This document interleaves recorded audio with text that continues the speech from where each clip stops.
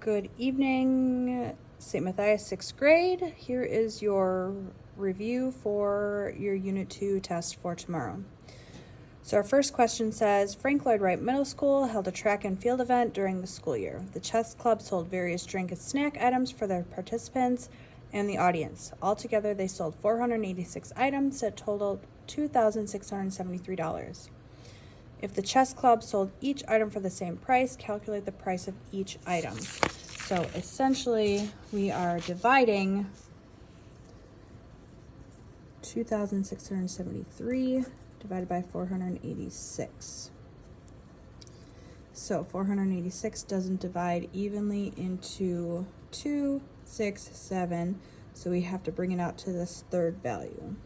So I'm just going to multiply this quick times 5 and see what I get.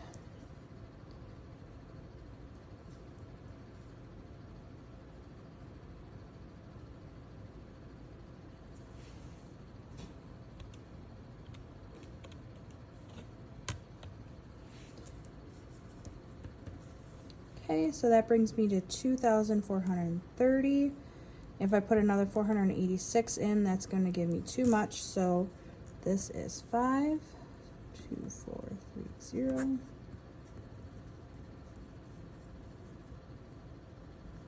And since I have some here, I'm going to add a 0, bring that down. This value matches this value. So I know that's another 5. Put my decimal up there. So we have $5.50. So B then is asking, explain the meaning of the answer to question A. So essentially that's saying that each item was sold for $5.50. All right, 2 says the long jump pit was recently rebuilt to make it level with the runway. Volunteers provided pieces of wood to frame the pit. Each piece of wood provided measures 6 feet, which is approximately 1.8287 meters. So it says determine the amount of wood in meters needed to rebuild the frame. So the frame then is this section right here. We are finding the perimeter. We are not finding the area. So we need to add 2 of these values because this would be the same on this side. And then 2 of these values.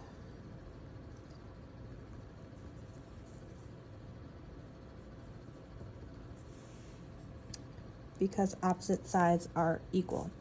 So I'm going to do 9.54 plus 9.54 plus 2.75 plus 2.75.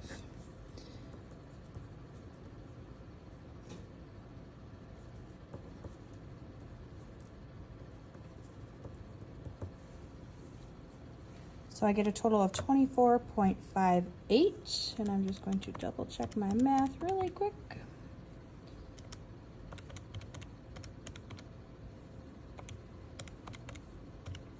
$24.58, perfect. Okay, so we need a total of 24.58 meters to surround the perimeter. So it says, how many boards did the volunteers supply? Round your answer to the nearest hundredth, then round your answer to the nearest whole number of boards provided. So if each piece of wood provided is 6 feet, which is approximately 1.8287 meters, I'm going to take 24.58 and I'm going to divide that by 1.8287. So how we can do this is we can work with some of the tricks that we've done. We can move this decimal over. We can move this decimal. We can do a lot of different things. So I am going to move the decimals over. So I'm moving 1, 2, 3, 4 spaces here. 1, 2, 3, 4 spaces. So I'm going to have 18,287 divided by 45800.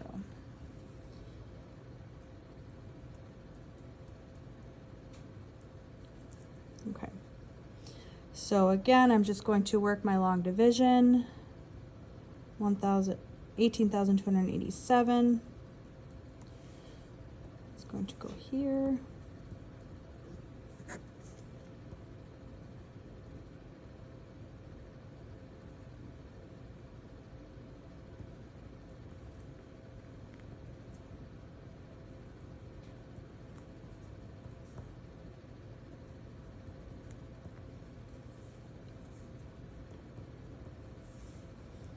Okay, so I just subtracted, and now I have 62,930. So again, I'll come over on the side.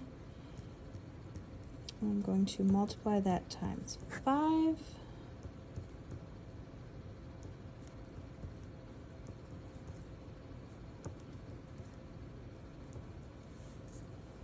And that's too much, so then we'll try 4.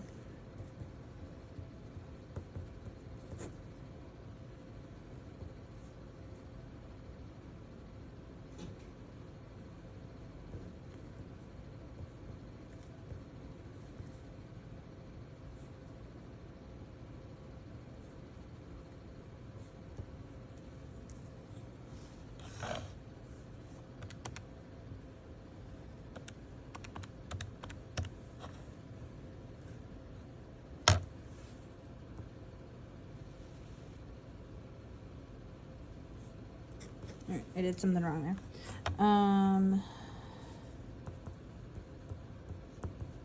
Try 3.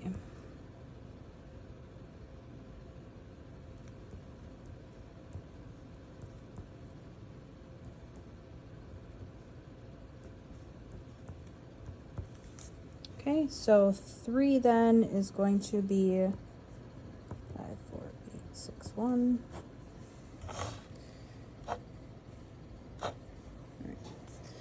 So I am just going to run this through the calculator quick to make this video a little bit shorter. So I'm going to do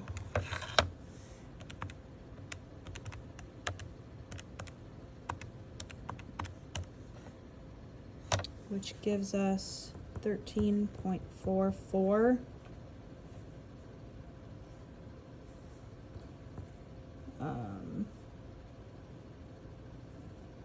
boards, but we're not doing partial boards, so we actually need 14.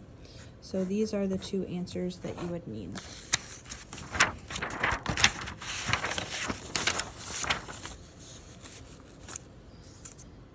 All right, question 3, page 2. Andy runs 436.8 meters in 62.08 seconds. If Andy runs at a constant speed, how far does he run in 1 second? Give your answer to the nearest tenth of a second. So we're going to be doing the same thing. So we have 436.8 divided by 62.08. And I'm also going to move these decimals over to make things a little bit easier. So we have 6208 divided by 43680. And then we're just going to do that long division again. And again, for timing purposes, I'm going to do this with a calculator. So we have 7.036.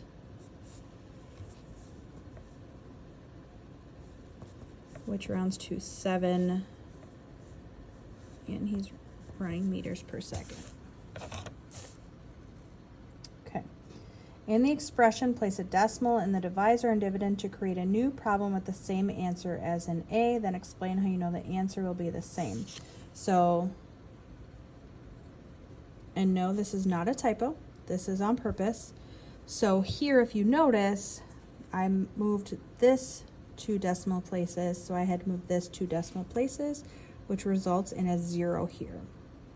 So I'm actually not going to get the same answer because the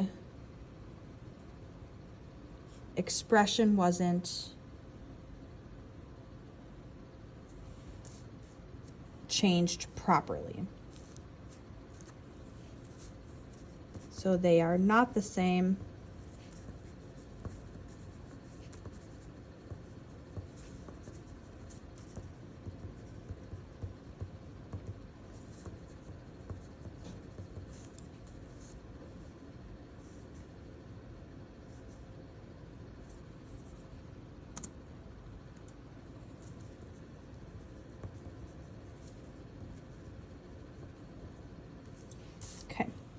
Question 4. The PTA created a cross-country trail for the meet. The PTA placed a trail marker on the ground every 400 yards. Every 900 yards, the PTA set up a water station. What is the shortest distance a runner will have to run to see both a water station and a trail marker at the same location? So this is one of those examples where we would use least common multiple, greatest common factor, those skills that we learned. So we have, and I'm going to do this a long way because I have more room here. So I have 400 yards and 900 yards. So I'm just going to increase, and I'm going to try and create a little chart.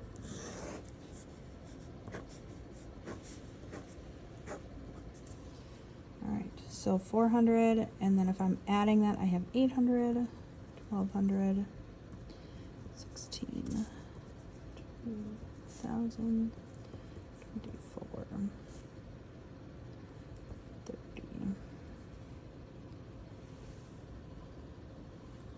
And then we'll do this, 1800, 27.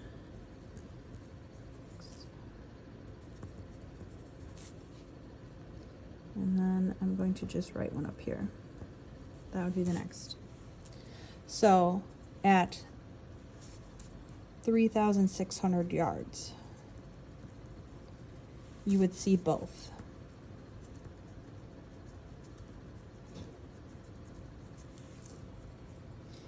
If there are 1,760 yards in 1 mile, about how many miles will a runner have to run before seeing both a water station and a trail marker at the same location? Calculate the answer to the nearest hundredth of a mile. So if we know that they need to go 3,600 yards to see both, and we know that there's 1,760 yards in a mile, we're just going to divide those, and again, I'm going to use a calculator to save on time. So this gives me 2.045, which rounds to 2.05. So the runners would need to run roughly a little over 2 miles to see both. The PTA wants to cover the wet areas of the trail with wood chips. They find that 1 bag of wood chips covers 3.5 yards sections of the trail. If there is a wet section of the trail that is approximately 50.25 yards long, how many bags of wood chips are needed to cover the wet section of the trail? So we are taking 50 1/4 and we're dividing it by 3 1/2. So it's going to be easier to convert these to mixed numbers. So I'm going to multiply times 4, add this 1. 50 times 4 is 200, plus 1 is 201 over 4. I'm going to do the same thing. Multiply 3 times 2, add the 1. 3 times 2 is 6, plus 1 is 7. So I have 201 over 4 divided by 7/2. We cannot divide fractions, so I have to change that to a multiplication. So I have 201 divided by 4, and I'm going to multiply by the reciprocal. So I'm going to get 402 divided by 28. And now I can simplify this. So let's divide both of these by 2. So it's going to give me 201 over 14.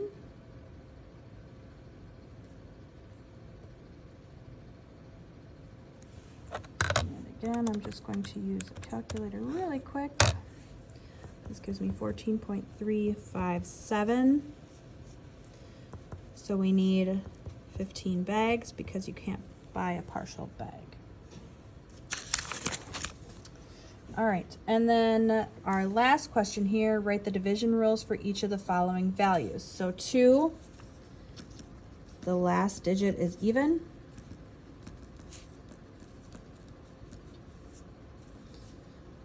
3, the sum of the digits is divisible by 9, or sorry, by 3. 4, if the last 2 digits are divisible by 4. 5, if the last digit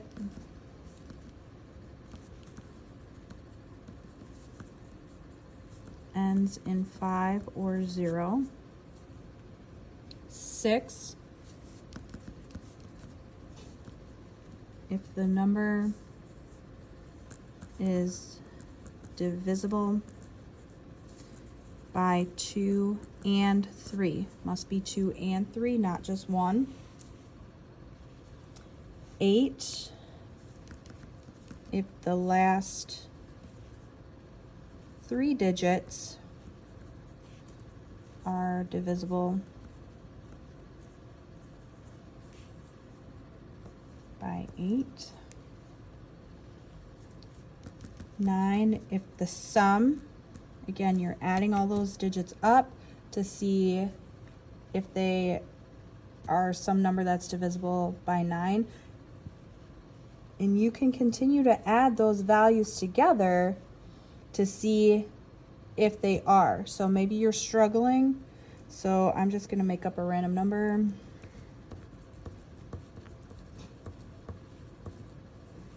So if this is my number, and I'm going to see if it's divisible by 3 or 9, I'm just going to add these values together. So I have 8, 24,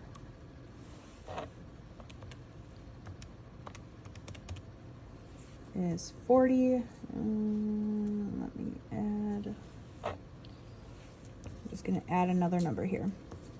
Okay, so I have 42.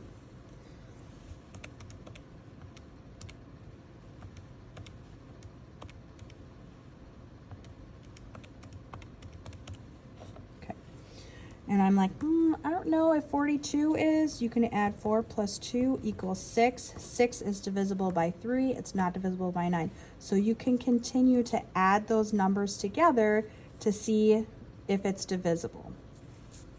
Okay, so 9 is if it's the sum of the digits